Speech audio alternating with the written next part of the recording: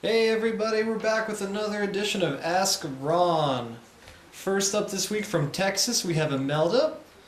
Hey, Melda. Imelda says, I need your advice, Ron. I have acquired a property subject to existing finance. The deed has already been transferred into my name. My question is, can I still transfer this into land trust? The answer is yes, Imelda. That means you'll have to get out the warranty deed to trustee, and either your attorney fills it out or you fill it out. You should have your attorney look at it anyway for the first time, just to make sure that he doesn't have to add anything to it to comply with Texas law. And then, of course, once you get one that has been attorney approved, you got it forever in case you want to use it again. But most of the time, the attorney actually fills out their deed directly from the seller deeding it to your trust. In this case, you took title in your own name first, so if you want to get it out of your name, as soon as you record that deed from you to your land trust, it's out of your name, and there's nothing stopping you from doing that. Just want to make sure you get the legal description exactly right. You know, one comma or period out of place totally changes the legal description. And that you have a trustee. You cannot be personally the trustee and the beneficiary.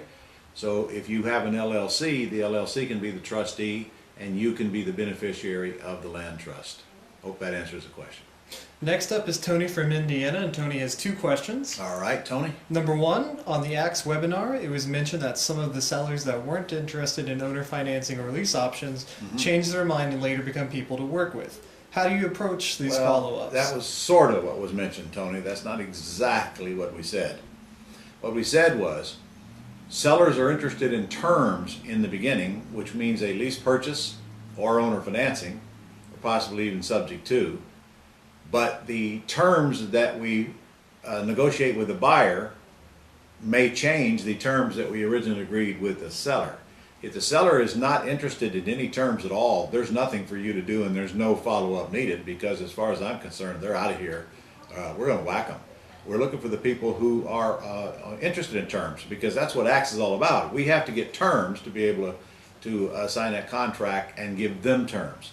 So the terms may change, but still there must be flexibility there, or I'm not moving forward with them. And frankly, most of the people you talk to, you're not going to get that flexibility. So you're only interested in moving forward with the ones who do pass that test. Will you lease purchase, or will you take your equity in monthly installments? Tony's next question says, I'm starting to acquire lead sheets out the wazoo. And Well, good for you. And he was curious how you recommend handling all the papers that slowly creep up. All the papers?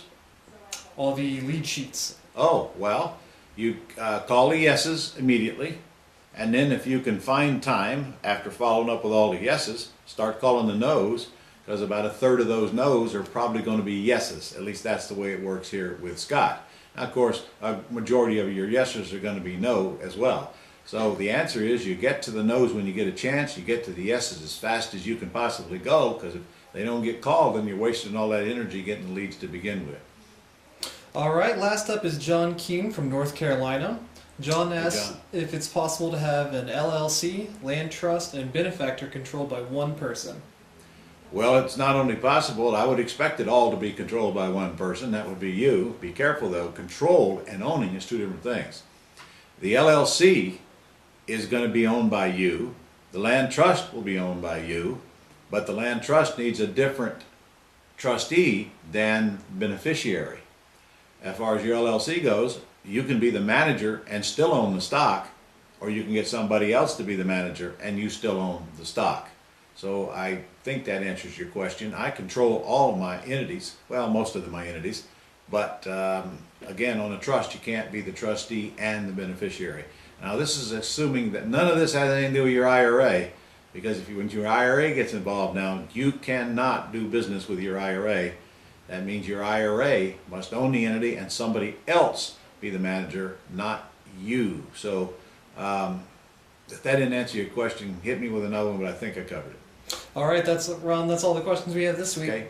See you guys next week. Hey, you missed a great boot camp in Houston. Boy, that was an excited group of people. We had 4 buses out on the road there at one time buying bank-ons, and we did, I don't even know how many. By the time I left, we had 32 FSBO deals orally negotiated and working on the contract. So maybe you can get into Atlanta. It's coming up in April, And we're gonna do the exact same thing there. So Atlanta will be a smaller group, but it's usually the small groups that makes the most money. So I'll see you in Atlanta.